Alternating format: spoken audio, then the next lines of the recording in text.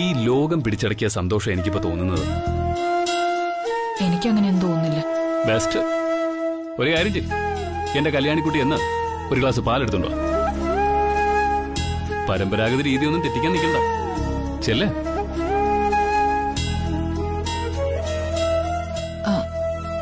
അത് ഞാനെങ്ങനെയാ വലുന്നേ? ശരി, ഇരിക്ക. പാലില്ലാതെ ആദ്യ രാത്രി ആഘോഷിക്കാനായിരിക്കും നമ്മുടെ വിധി.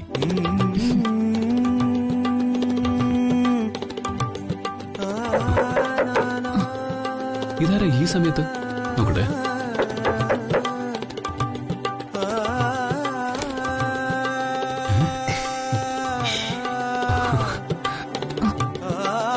അകത്തേക്ക് വരാലോ അല്ലേ? കൊല്ലരുത്. ഇന്നത്തെ തൃച്ചംബരത്തെ സംഘർഷഭരിതമായ സാഹചര്യത്തിലെ പാലുണ്ടാവില്ലെന്നറിയായിരുന്നു. അതുകൊണ്ടാണ് ഇങ്ങനൊരു സെറ്റ്.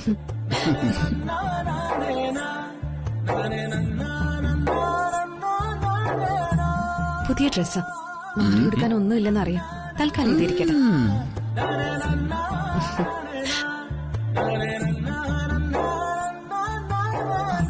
ഇതങ്ങോട്ട്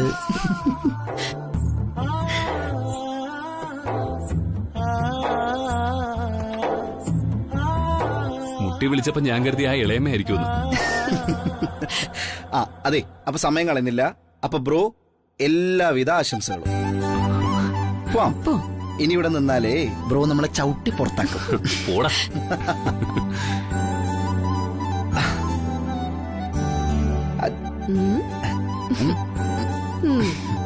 ഇനി ഇവിടെ നിന്ന് ചിലപ്പോ അരവിന്ദ് സന്തോഷം കൊണ്ട് കരഞ്ഞു. അതുകൊണ്ട് ശരി ബ്രോ, അപ്പൊ പോട്ടെ. എടുത്തിമേ ശരി.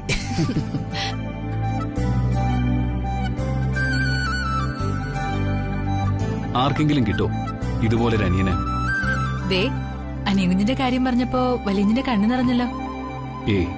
ഇത് സന്തോഷം കൊണ്ടാ.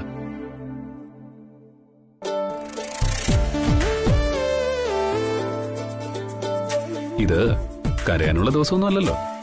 ഇനി ഔപചാരികമായിട്ട് ശ്രീമതി ആ പാലിംഗ് എന്നാട്ടെ.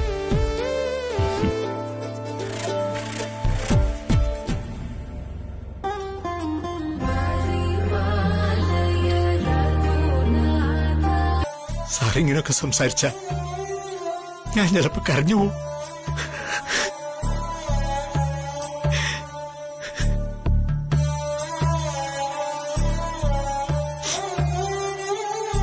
എന്തിന്? നിങ്ങൾ പോകാൻ നിൽക്കിയല്ലേ? ഏതായാലും ഇപ്പോൾ ദാസി കാണിച്ചത് കൊടും ചതിയായിപ്പോയി. കുറഞ്ഞപക്ഷം എന്നെ ഫോൺ വിളിച്ചിറക്കി പോണെന്ന് പറയാൻ പാടില്ലായിരുന്നു. രഹസ്യമായ താക്കോൽ ഇവിടെ വച്ചിട്ട് പോയിരുന്നെങ്കിൽ നമുക്ക് ഒഴിവാക്കാമായിരുന്നു ഈ സിറ്റുവേഷൻ. പോകും മുമ്പ് എന്റെ നെഞ്ചിലൊരു പോറൽ കൂടെ നൽകണമെന്നുണ്ടായിരുന്നല്ലേ? മനഃപൂർവ്വം. സാർ ഒരിക്കലും എന്നോടിങ്ങനെ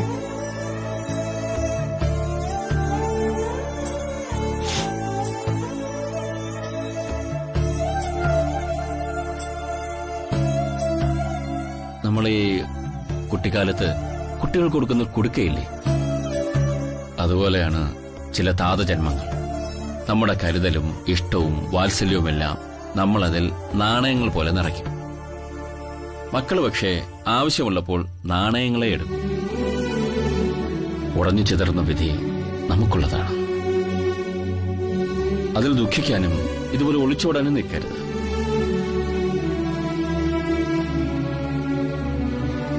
ഈ താക്കോൽ ഞാൻ തിരികെ വാങ്ങില്ല. നേരത്തെ പറഞ്ഞില്ലേ, ഇത് ഈ നടയിൽ വച്ചിട്ട് ഞാനിപ്പോ പോകും. നമ്മൾ തമ്മിൽ കണ്ടിട്ടുമില്ല, സംസാരിച്ചിട്ടുമില്ല. ദാസിനെ ഇതിവിടെ ഉപേക്ഷിക്കാം, തിരിച്ചെടുക്കാം. ഒരൊറ്റ കാര്യം മാത്രം, നിങ്ങൾ മുൻസീറ്റിലില്ലെങ്കിൽ എനിക്കിനി കാർ യാത്രയില്ല. ഇതെന്റെ തീരുമാനമാണ്.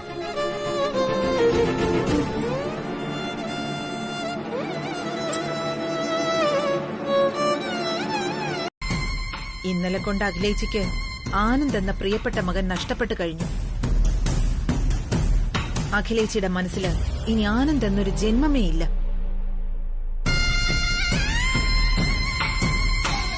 ഇനി നീ മാത്രമാണ് അമ്മയ്ക്ക് ആശ്രയം. ഇളയവനായ നീയെങ്കിലും സ്വന്തം അമ്മയ്ക്ക് കുറച്ച് പരിഗണന കൊടുക്ക രവിന്ദ്. ഇപ്പോ ഈ പെട്ടെന്നുള്ള ഒറ്റപ്പെടലൊക്കെ ചിലപ്പോ അഖിലേച്ചിയെ എനിക്ക് നല്ല പേടിയുണ്ട് അരവിന്ദേ. ആ മുറിയിലാണെങ്കിൽ നിറത്തോക്കോ ഇരിപ്പുണ്ട്. എല്ലാ പ്രതീക്ഷകളും നഷ്ടപ്പെട്ട അവസ്ഥയിൽ ചിലപ്പോ അഖിലേച്ചി നീ പെട്ടെന്ന്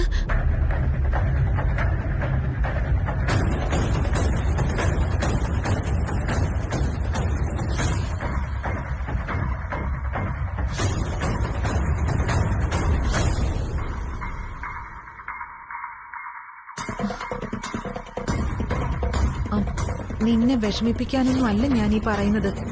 എന്റെ ചില ഉത്കണ്ഠകളാ. മനസ്സിലായളമ്മ, എനിക്കിത് ഭയലഞ്ഞിട്ടല്ല. പക്ഷെ ഇന്നലെ മുതൽ അമ്മയ്ക്ക് ഞാനും ബ്രോയും അച്ഛനൊക്കെ ശത്രുക്കളാ.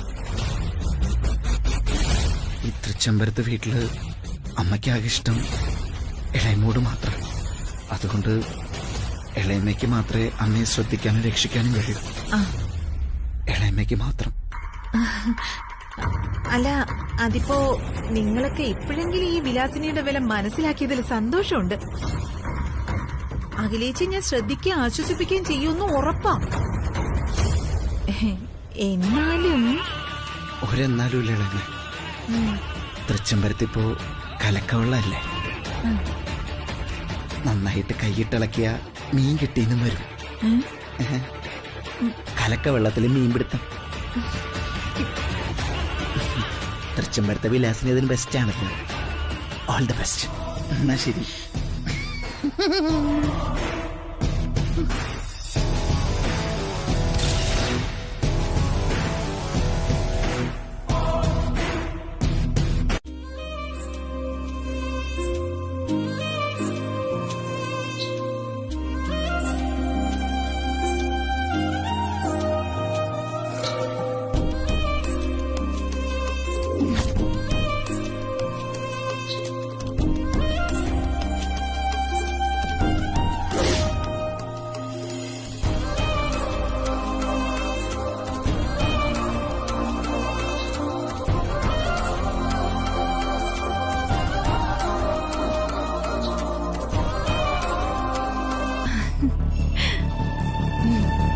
കല്യാണി, മാഡം, എന്താ കല്യാണി ഇത്?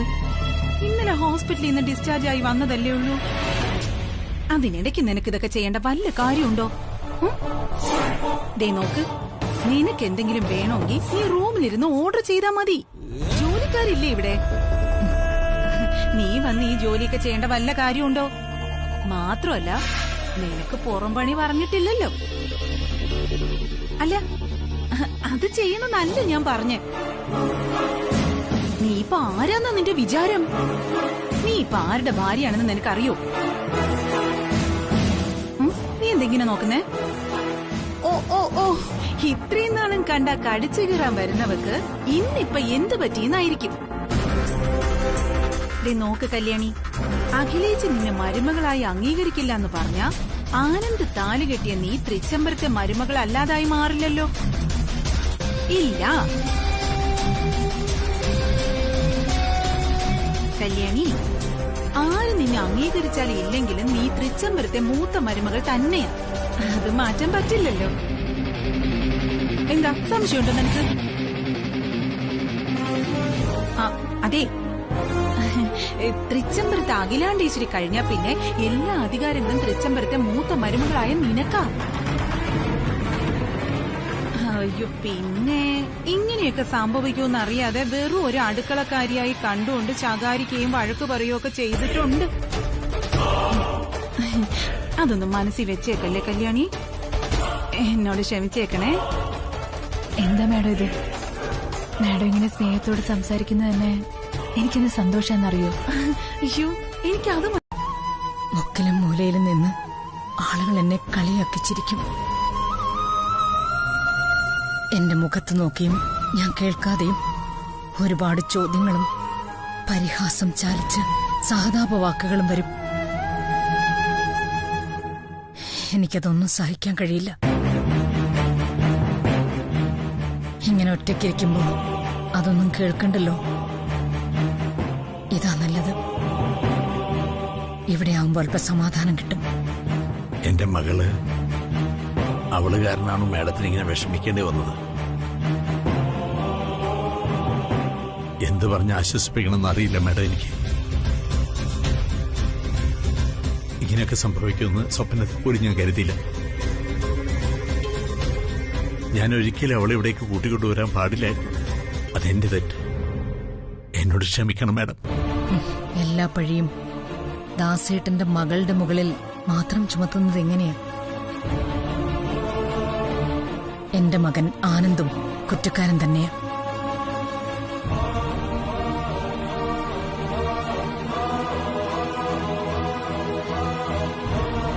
മാഡം ഓഫീസിലേക്കൊന്നും പോയില്ലെങ്കിലും ഏതെങ്കിലും ക്ഷേത്രത്തിലേക്ക് പോയിരുന്നെങ്കിൽ മനസ്സിനൊരു അല്പം സമാധാനം കിട്ടിയേനെ.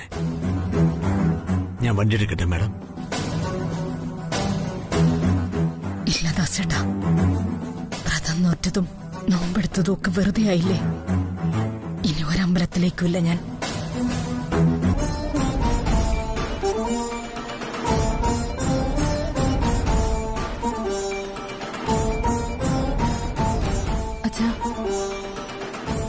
അച്ഛനെന്താ അവിടെ വരെ വന്നിട്ട് എന്നോടൊന്നും സംസാരിക്കാതെ അങ്ങ് പോകുന്നത്?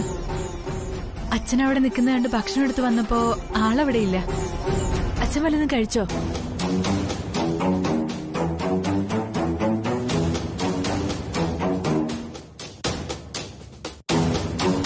ആഹാ, ചേച്ചിയോ? ചേച്ചി എന്തിനാ ഇങ്ങനെ നിൽക്കുന്നേ? ഇരിക്കേ ചേച്ചി. നീയും ഔപചാരികത കാണിച്ചു തുടങ്ങി എന്നോട്. എന്നുവെച്ചാ? ഏയ് ഒന്നുമില്ല, ഞാൻ നിങ്ങളെ കാണാൻ വന്നതാ. അച്ഛൻ ആരോടും പറയാതെ പെട്ടെന്ന് ഇങ്ങ് പോന്നു. ഇപ്പോ ഞാൻ ചോദിച്ചിട്ടൊന്നും മിണ്ടുന്നുമില്ല. അച്ഛാ, അച്ഛന് ചേച്ചിയോട് ദേഷ്യമുണ്ടല്ലേ? അതുകൊണ്ടാണ് ചേച്ചിയോട് മിണ്ടാത്തെ? കഷ്ടമുണ്ട്. ചേച്ചി പാവല്ലേ അച്ഛാ?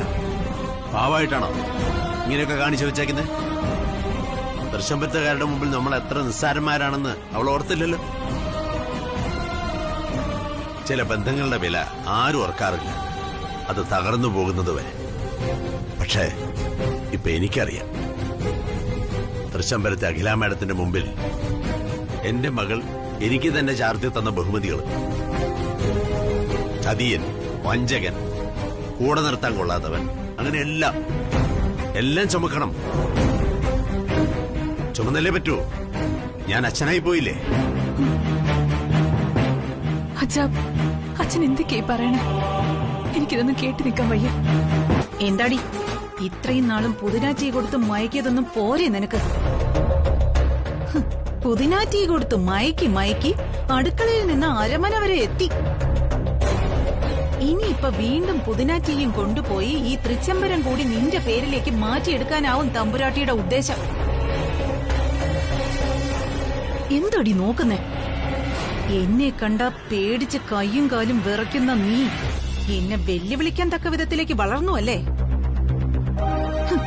ചേച്ചി നിന്നെ മരുമകളായിട്ട് അംഗീകരിക്കുന്നതിന് മുന്നേ നിനക്ക് ഇത്ര അഹങ്കാരം. അപ്പൊ ചേച്ചി നിന്നെ മൂത്ത മരുമകളായിട്ട് അംഗീകരിച്ചാ പിന്നെ നിന്റെ കാല് തറയിൽ നിൽക്കില്ലല്ലോ. അല്ല, മൂത്ത മരുമകളെ എന്ത് കനകക്കട്ടിയും കൊണ്ടാണാവോ ഇങ്ങോട്ട് കേറി വന്നത്? തന്തയും മോളും കൂടി അഭിനയിച്ച് മയക്കിയും ഒരു കോടീശ്വര പുത്രനെ വശീകരിച്ചെടുത്തല്ലോ. നിക്കടി അവിടെ, നിക്കേ. ദേ, അല്ലെങ്കിൽ ഞാൻ അങ്ങോട്ട് വരും.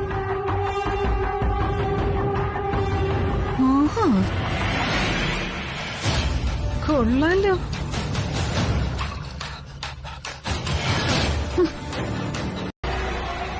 അതൊക്കെ ഞാൻ നോക്കിക്കോളാം.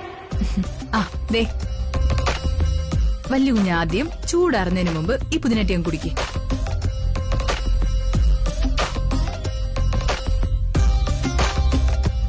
ഇത് കാണുമ്പോ ഉള്ളിലൊരു മഴ പെയ്തിറങ്ങുന്ന സുഖ. ഓ കൊള്ളാം. ഉള്ളിലൊരു പ്രണയമഴ പെയ്യുന്ന സുഖമല്ലേ? വേണമെങ്കിൽ വിചാരിച്ച ഒരു കവിതയൊക്കെ എഴുതാൻ കല്യാണി. ഒന്ന് പോവല്ലോ ഞാൻ കളിയാക്കാതെ. ഞാൻ പറഞ്ഞ സത്യ. കുടിക്ക്.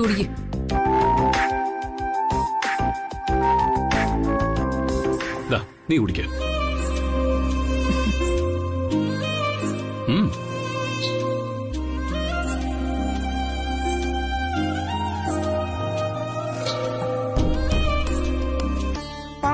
പോലെ ഇരിക്കുന്നു. സാരില്ലടാ പോട്ടെ. അച്ഛൻ നല്ല സ്മൂത്ത് ആയിട്ട് രാത്രി ഉണ്ടാക്കി തരാം. രാത്രിയിലും കൊഴുക്കട്ടയോ?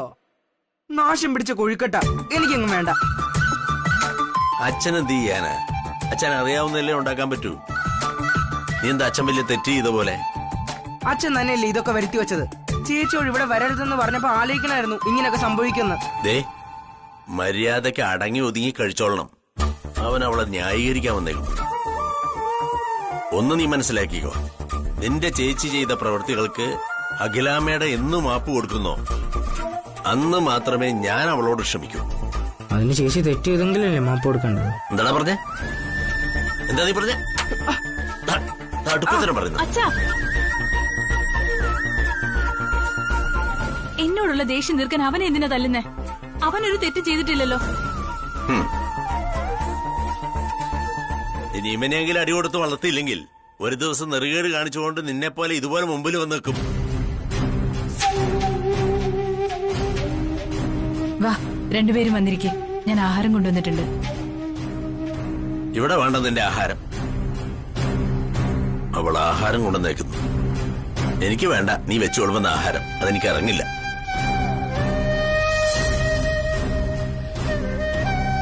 അത്രയ്ക്ക് ഉപകാരങ്ങളാണല്ലോ നീ ചെയ്തു തന്നേക്കുന്നേ.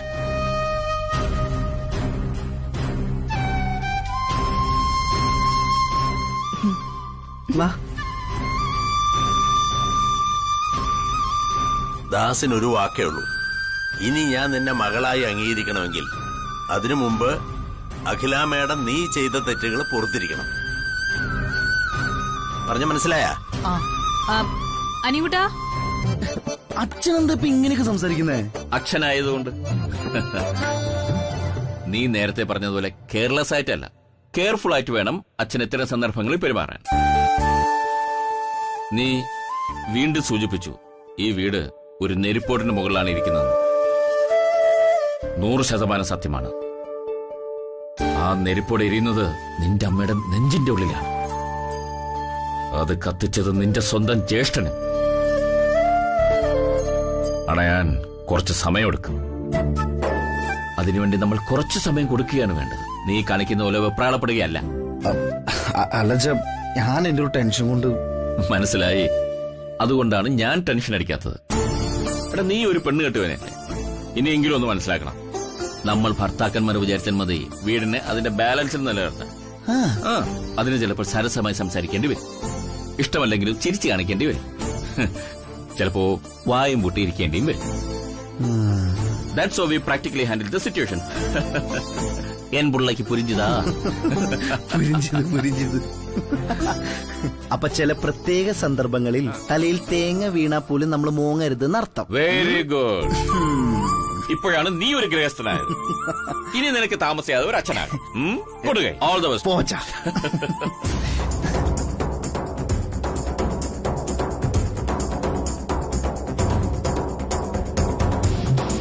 ആ ദിവ്യേ, മാഡം, ഭക്ഷണമൊക്കെ റെഡിയാക്കിയോ? റെഡി ആയിട്ടുണ്ട് മാഡം. എന്നാ നീ വേഗം പോയി എടുത്തിട്ട് വാ. ശരി മാഡം.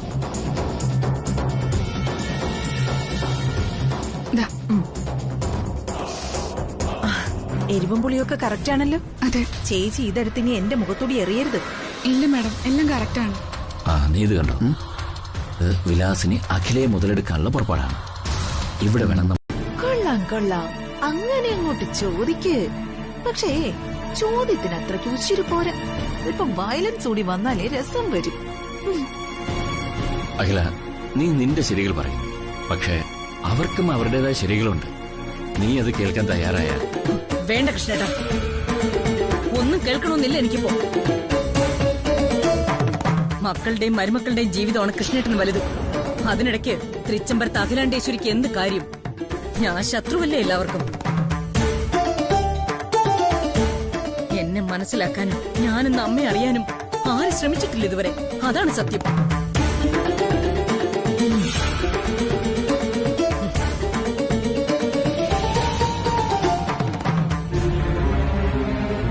നോ, അതല്ല സത്യം.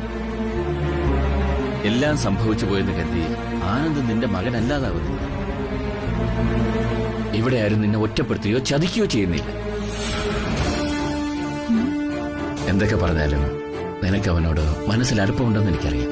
ഇന്നല്ലെങ്കിൽ നാളെ നീ അത് കാണിക്കുകയും ചെയ്യും.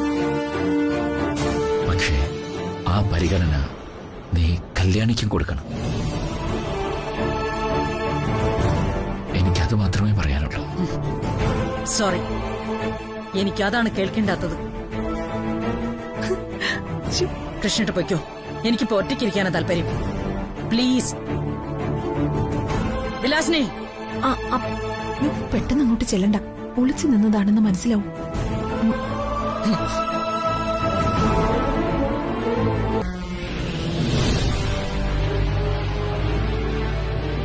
വിലാസിനെ.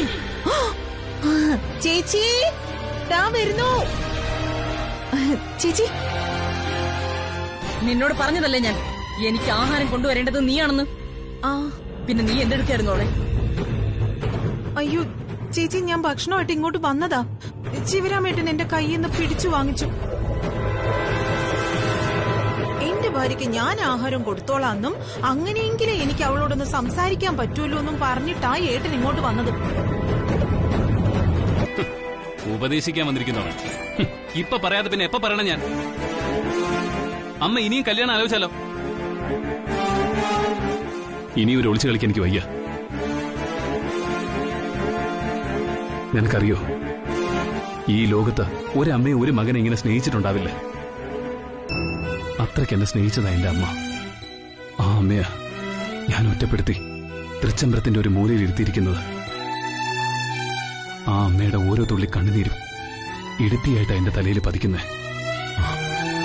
ആനന്ദേ, എന്താ ഇത്? എടാ, നീ കണ്ടിട്ടുണ്ടോടാ ഇങ്ങനൊരു അമ്മയെ? ഇത്രയും നാളും ഈ നെഞ്ചിലൊരു ഭാരമായിട്ട് കെട്ടിക്കിടക്കുകയായിരുന്നു. എന്റെ സങ്കടങ്ങളൊക്കെ നിറക്കി വെക്കാൻ ആനന്ദിനെ നീ അല്ലാതെ വേറെ ആരാടാ ഉള്ളത്? എടാ, ഞാനിന്ന് വിരുമ്പിയ തകർന്നു പോകുന്നൊരു പെണ്ണുണ്ട് കൂടെ. അതുകൊണ്ട് പൊട്ടിക്കരയാൻ പോലും പറ്റുന്നില്ല എനിക്ക്. എടാ, ഞാൻ എന്റെ പെറ്റമ്മയോട് ചെയ്ത തെറ്റിന് കാലം മാപ്പ് തരോടാ എനിക്ക്. നീ ചെയ്ത തെറ്റിന് കാലം മാപ്പ് തരുവെന്നോ? അതിന് നീ തെറ്റ് ചെയ്തില്ലല്ലോ. സ്നേഹിക്കുന്ന പെണ്ണിനെ പറഞ്ഞു വഞ്ചിക്കുന്ന തെറ്റ് കൂടെ കൂട്ടുന്ന ആണത്വമാ. അതാടാ ഒരാണിന്റെ ശരി. ഈ പ്രണയം തെറ്റാണെന്ന് ആരാ നിന്നെ പഠിപ്പിച്ചേ? ഏത് പുസ്തകത്തിലാ നീ അത് വായിച്ചേ? എടാ, പ്രണയം ഒരു മഹാഭാഗ്യ. എങ്ങനെ നോക്കിയാലും മഹാഭാഗ്യവാനാ നീ.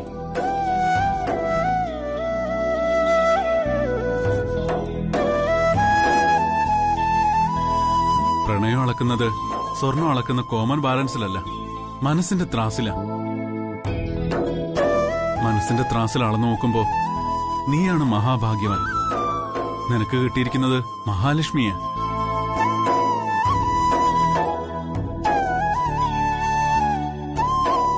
ഇനി നിന്റെ ഈ ശബ്ദം പതറരുത്. കാരണം എന്തൊക്കെ തെറ്റിദ്ധാരണകളുണ്ടായാലും നീ തൃച്ചംബരത്തെ പുത്രന്. അതെ, തൃച്ചംബരത്തെ അഖിലാണ്ടേശ്വരി എന്ന നിന്റെ അമ്മയുടെ മകൻ.